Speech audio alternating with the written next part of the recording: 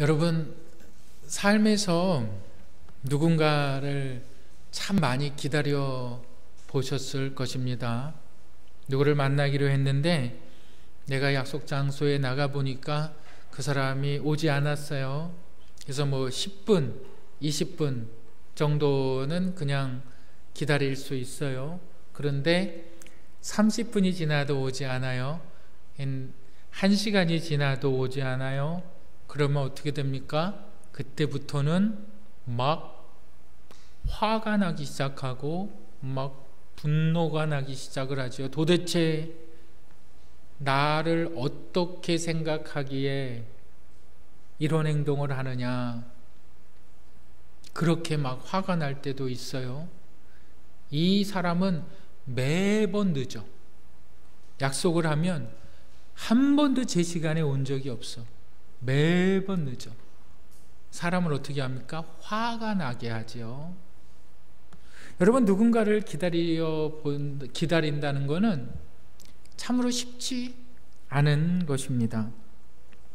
여러분들 누군가를 만나러 가실 때에는 꼭 먼저 가시기를 바랍니다. 거기에서 그 사람의 품격이 나타나는 거예요. 그 사람의 품위가 그런 데서 나타나는 겁니다. 이어령 박사가 기다리는 것에 대해서 이렇게 얘기를 합니다. 인생은 기다림의 연속이다. 그러면서 기다린다는 것은 아름답고도 슬픈 일이다. 그것은 하나의 또한 부조리다. 희망과 절망, 기대, 설레이는 희열이 있는가 하면 어둡고 답답한 환멸이 있다. 서로 모순하는 생의 기로 속에서 기다림의 꽃이 핀다. 기다림이라는 것이 인생인데 그 인생은 희망도 있고 절망도 있다. 그 희망과 절망을 통해서 인생이라는 아름다운 꽃을 만들어 나간다. 인생이 기다림이다 라는 겁니다. 여러분, 오늘 야고보 사도가 기다림에 대해서 이야기하고 있어요.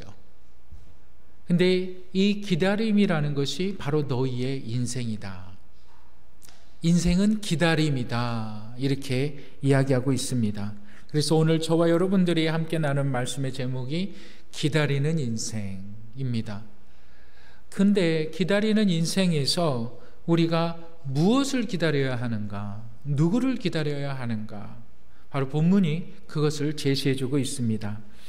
오늘 말씀의 제목 기다리는 인생에서 우리가 기억해야만 하는 첫 번째가 있는데 주의 강림하심을 기다리라는 것입니다. 한번 따라 하시겠습니다. 주의 강림하심을 기다리자. 네, 야고보서 5장 7절 다 같이 읽겠습니다. 시작. 그러므로 형제들아, 주께서 강림하시기까지 길이 참으라. 보라, 농부가 땅에서 나는 귀한 열매를 바라고 길이 참아 이른 비와 늦은 비를 기다리나니. 8절 읽어보실까요? 시작. 너희도 길이 참고 마음을 굳건하게 하라. 주의 강림이 가까우니라. 본문이 이렇게 시작하고 있죠. 그러므로 형제들아. 지난주에는 야고보서 5장 1절서부터 6절 그 중심의 내용이 뭐냐면 야고보가 굉장히 강한 어조로 누구를 책망합니까? 부자들을 책망하는데 이 부자는 바로 세상을 가리킨다. 그런데 이 세상이 누구냐? 바로 하나님이 계시지 않는다고 믿는 사람들의 삶. 그들이 하나님이 없으니까 그들은 모든 것이 돈만 위주로 살아간다. 돈은 삶을 편안하게 하고 돈은 나의 체면을 세워주며 하나님이 없으니까. 그래서 이 부한자들을 향한 경고를 야고보서가 1절서부터 6절까지 한 것입니다. 그런데 7절서부터는 그 뉘앙스가 바뀌어요. 그러면서 그러므로 형제들아, 이제는 부한자들을 향해서 말하는 것이 아니라, 믿지 않는 자들을 향해서 말하는 것이 아니라 믿는 자들, 그리스도인들을 향해서 말씀하고 있는데 그 어조가 달라집니다. 그러면서 이렇게 얘기합니다. 너희들 부자들과 같이 세상 가운데 재물을 쌓기 위해서 살아가지 말아라. 그들은 하나님이 없다고 믿기 때문에 그들은 그들의 삶의 목적이 무엇이든지 착취하고 더 늘려가고 늘 거짓말을 하고 늘 쌓는 것이 그들의 삶의 목적이다. 그런데 그들의 삶은 안개와 같다. 허탄한 인생과 같다. 그렇지만 너희는 그렇지 않다. 하나님을 향한 믿음이 있지 않느냐? 너희들의 삶의 목적이 삶이 어렵고 힘들고 부당한 일을 당한다 할지라도 부자들과 같아서는 안 된다. 그러면서 너의 삶의 목적은 뭐냐? 바로 주의 강림하심을 기다리라. 주의 강림하심을 기다리라는 거예요. 여러분, 그런데 주님께서 강림하신다. 너희들이 주님께서 십자가에서 죽으시고 십자가에서 죽으신 그 주님이 3일 만에 다시 부활하셔서 하늘에 오른 것을 너희가 받지 않느냐? 그리고 천군과 천사가 너희들이 본 것과 같이 주님이 다시 오신다라고 말씀하는 것을 너희가 들었지 않느냐? 그런데 한 달이 지나도 주님이 오지 않는 거예요. 2달이 지나도 주님이 오지 않는 거예요. 1년까지는 어떻게 좀 믿음으로 살아갈 수 있을 것 같아요. 그래, 최소한 2년까지는 주님이 오신다고 하니까 내가 2년 정도까지는 내가 믿음을 가지고 살아갈 수 있을 것 같았어요. 그런데 10년이 지나도 오질 않는 거예요. 100년이 지나도 주님이 오지 않는 거예요. 주님 오신다고 약속한 주님이 오지 않는 거예요. 여러분, 약속 시간에 누구를 만나러 갔어요. 근데 상대방이 1시간이 지나도 오지 않아요. 1시간 반까지는 좀 기다려보자. 1시간 반까지 정도 기다려봐요. 2시간까지는 좀 기다려보자. 2시간이 넘도록 오지 않아요. 그럼 온다는 거예요? 안 온다는 거예요? 안 온다는 거예요. 내가 이 사람 상종하나 봐라. 나를 이렇게 바람을 맞춰? 우리 대부분 그러잖아요. 똑같은 거예요. 주님이 오신다고 말씀하셨는데 10년이 지나도 오지 않으시는 거예요. 20년이 지나도 오지 않는 거예요. 그러니까 처음에 주님을 기다리는 믿음이 초대교회 사람들에게 다 있었어요. 그런데 시간이 지나다 보니까 오신다는 주님이 오지 않으시니까, 야, 우리가 이렇게 열심히 신앙생활 할 필요 있냐? 야, 오신다는 주님이 10년이 지나도 20년이 지나도 오지 않는다. 그러면서 그들의 삶의 목적이 주님의 재림을 기다리는 것에서 부자들의 모습을 따라가게 되는 거예요. 주님이 안 오시니까 나의 삶의 목적이 하나님 앞에 나와서 기도하고 주님 언제 오실지 모르니까 나의 삶을 돌아보고 예배가 나의 삶의 1순위였는데 그 주님이 안 오시니까 나의 1순위, 나의 삶의 목적이 바뀌어버리는 거예요. 부자들이 옳다. 저들은 삶을 편안하게 살지 않느냐. 부자들이 삶을 만들어가는 그 목적이 맞구나. 그들의 삶의 목적이 맞구나. 왜? 주님이 안 오시니까. 그런데 주님은 이렇게 말씀하시는 거예요. 주님께서 이 땅에 오실 때에 그 날과 그 시는 아무도 모른다. 오직 아버지 하나님만 아신다. 주님은 오신다고 약속을 하셨지 언제 몇 날 몇 시에 오신다는 말씀을 하신 적이 없어요. 그러니까 우리의 삶의 목적은 주님이 오신다. 그 사실이 삶의 목적이어야 된다. 야고보가 지금 이야기를 하고 있는 거예요.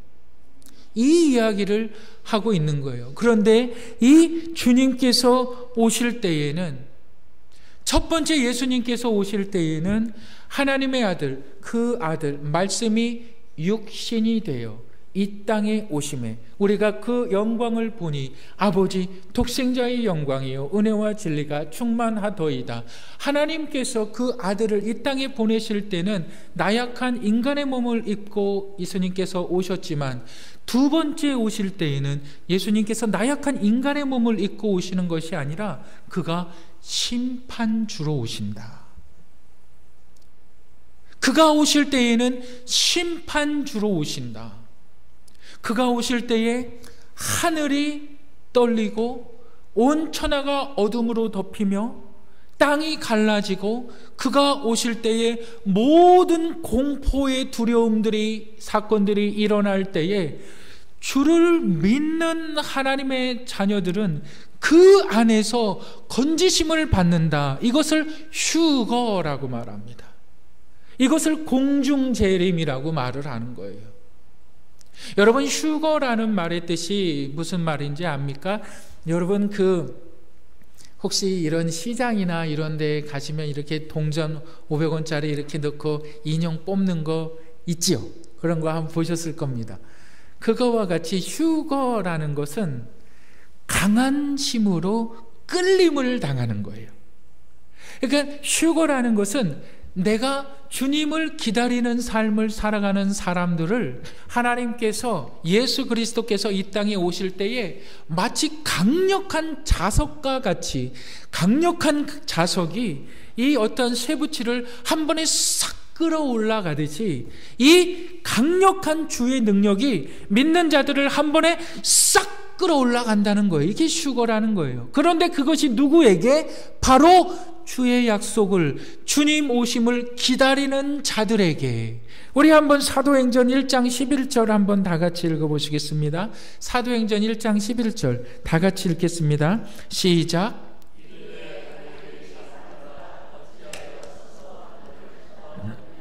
너희 가운데서 하늘로 올려지신 이 예수는 하늘로 가심을 본 그대로 오시리라 하였느니라.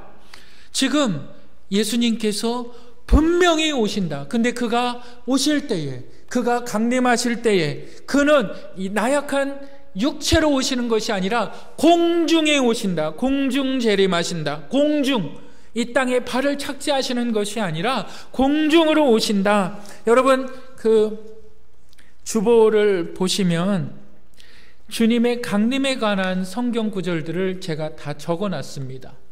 여러분, 이 주보 인사이드 그 안에 3면에 보면 주의 강림에 관한 성경 구절들, 여기에서 제가 까맣게 친 글씨들, 내가 다시 와서 그대로 오시리라. 내가 속히 오리니, 내가 속히 오리니. 그리스도여 다음에는 그가 강림하실 때에 예수 그리스도의 능력과 강림하심을, 예수 그리스도의 부활의 능력이 그의 강림하심에 있다는 거죠. 그리고 번개가 동편에서 서편으로 번쩍임같이 인자의 임함도 그러하리라. 그리스도가 강림하실 때에, 예수 그리스도의 강림 때에, 그가 강림하실 때에 내가 진실로 속히 오리라. 여러분, 얼마나 많은 성경 구절들이 예수 그리스도의 강림에 대해서 기록하고 있는지요. 지금 야고보가 이것을 이야기하고 있습니다. 그는 반드시 강림하신다. 그는 반드시 오신다. 그런데 그가 공중에 오신다. 이것을 휴거라고 말하는 거예요. 그런데 중요한 것은 바로 이것입니다. 고린도전서, 제가 어저께도 우리 김성길 집사님 발인 예배 때도 그 설교를 했어요. 여러분, 고린도전서 15장 51절을 보십니까?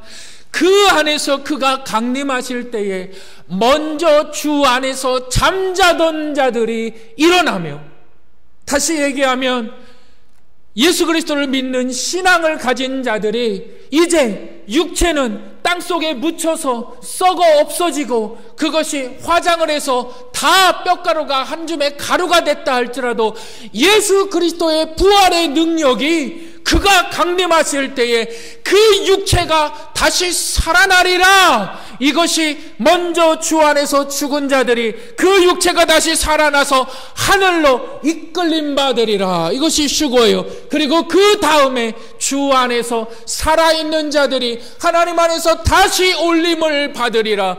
그래서 주님과 함께 영원한 천년 동안 천국잔치를 벌이고 들림을 못 복받은 자들은 이 땅에서 환난을 겪는 거예요. 이 7년 대환란, 이 3년 반 동안 7년 대환란을 겪고 나서 이제 모든 나라들을 예수 그리스도의 발 아래 통치하시고 하나님께서 새로운 예루살렘, 새 하늘과 새 땅, 아담의 죄로부터 시작된 그 모든 죄악이 아니라 새 예루살렘을 하나님께서 완성하시는 것이 바로 요한계시록의 핵심인 거예요. 여러분, 주의 재림을 기다리십니까? 주의 강림을 기다리십니까? 바로 이거예요. 주의 강림을 기다리라. 그런데 기다릴 때 하는 것이 있어요. 그것이 뭐냐면 화내지 말라, 분내지 말라. 예수님 자꾸 안 오시니까 내가 예수님 빨리 오시면 좀 교회에 열심히 예배도 드리고 헌신도 하고 봉사도 하고 섬김도 열심히 하겠는데 예수님 안 오시니까 그 헌신이 자꾸 줄어드는 거예요. 그 예배의 열정이 자꾸 줄어드는 거예요. 그러면서 어떻게 합니까? 부자들 따라가는 거예요.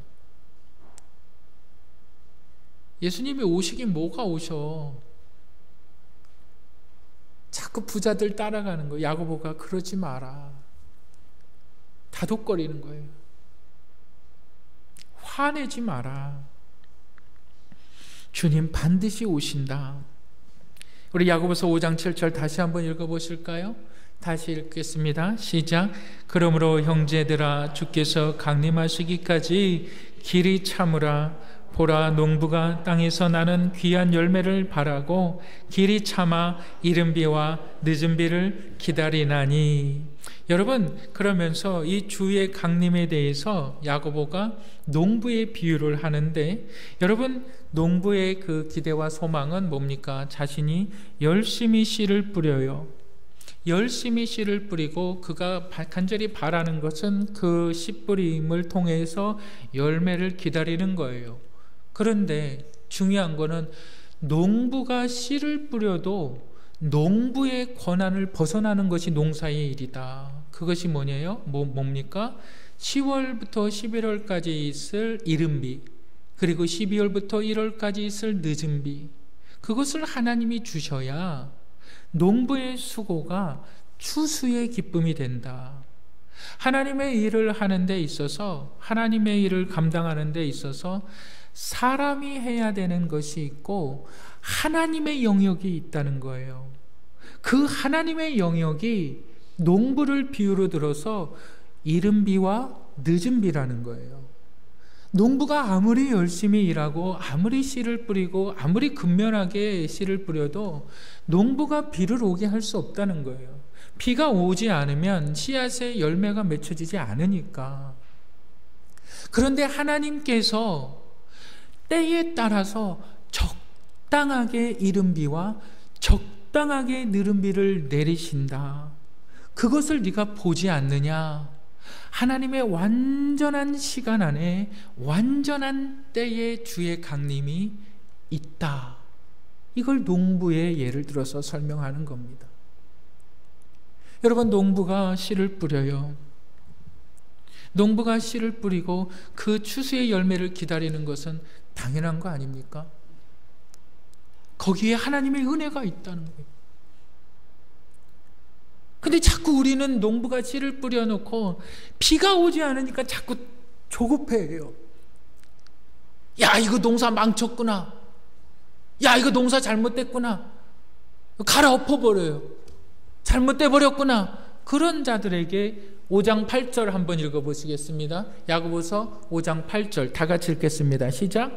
너희도 길이 참고 마음을 굳건하게 하라. 주의 강림이 가까우니라. 반드시 하나님께서 때를 따라 이른 비와 늦은 비를 내리니까 너 마음 흔들리지 마. 왜 그렇게 마음을 조급하게 먹고 있어? 왜 그렇게 왔다 갔다 안절부절 못해? 마음을 굳게 하라. 흔들리지 마라. 이 말이에요. 하나님께서 이른 비와 늦은 비를 주신다. 여러분, 주님 강림하십니다. 여러분 하나님을 믿으십니까? 우리가 정말 하나님을 믿는 것은 기록된 하나님의 말씀, 성경을 근거로 해서 믿는 것입니다. 모든 성경은 하나님의 감동으로 된 것이기 때문에 우리는 성경의 무오류성을 믿는 신앙 공동체입니다. 이 성경에 주의 강림에 대해서 기록하고 있는 이 사실을 의심하지 마시고 여러분들의 삶의 목적이 어느 때 주님 오실든지 주님의 강림이 여러분들의 기쁨을 수확하는 농부처럼 여러분들의 기쁨이 주님을 맞으시기를 주님의 이름으로 축복합니다.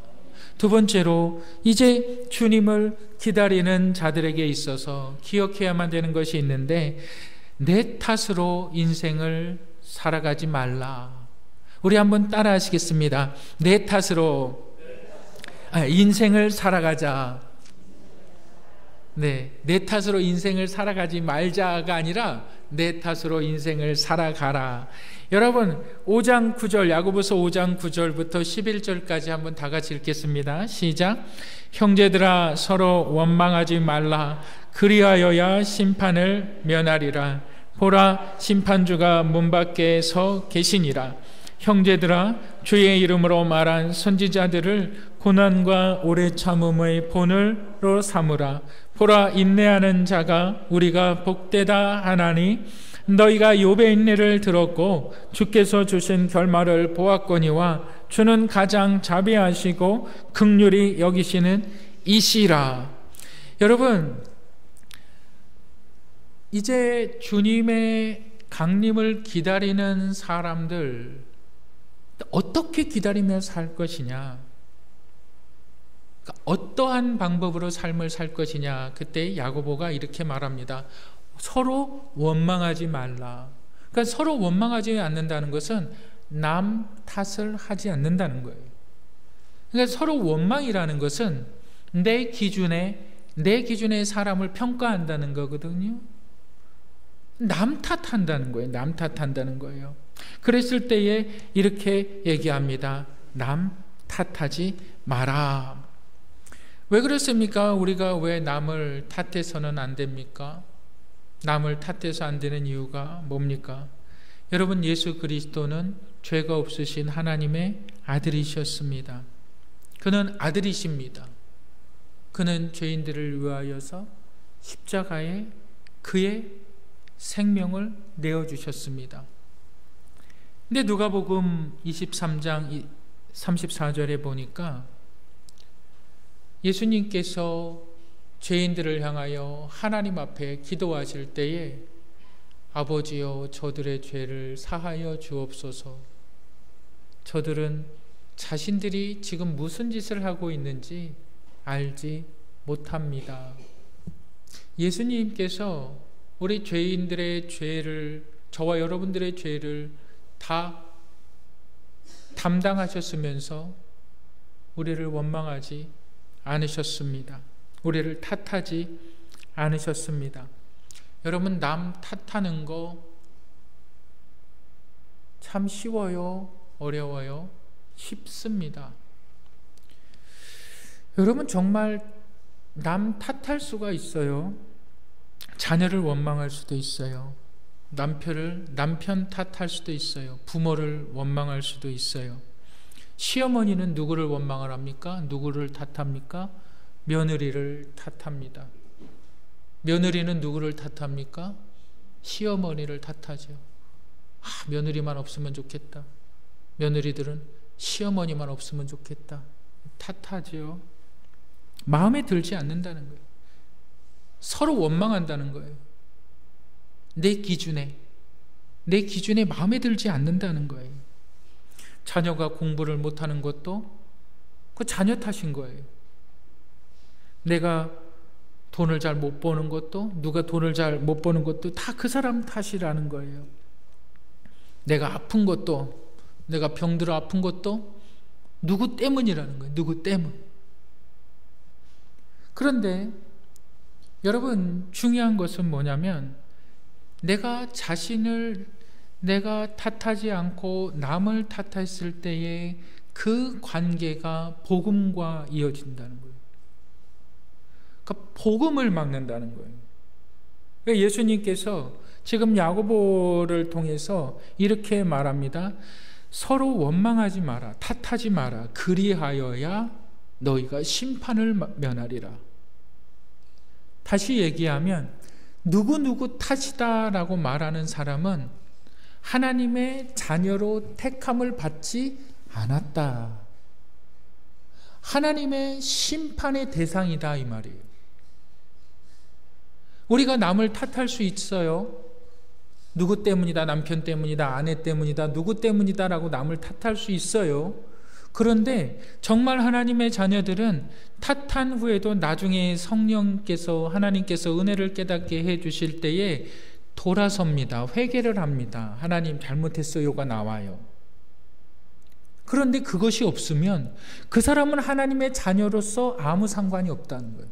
그러니까 예수님께서 공중 강림하실 때에 그 사람도 심판의 대상이다 이거예요. 하나님께서 그를 반드시 멸하신다는 거. 왜? 그들은 원망하며 살았기 때문에, 늘 남의 탓으로 돌리면서 살았기 때문에 하나님과 상관이 없는 자라는 거예요. 우리가 남을 탓할 수 있어요? 없어요? 있습니다. 그런데 그것이 죄악일 경우에는 하나님께서 깨닫게 하시거든요. 하나님께서 회개케 하시거든요. 그래서 회개라는 것이 뭡니까? 방향을 바꾸는 거예요. 돌아서는 거예요. 근데 이 회개가 없는 거예요. 한평생 원망을 하면서도 한 번도 회개하지 않아요. 하나님의 심판의 대상자라는 거예요.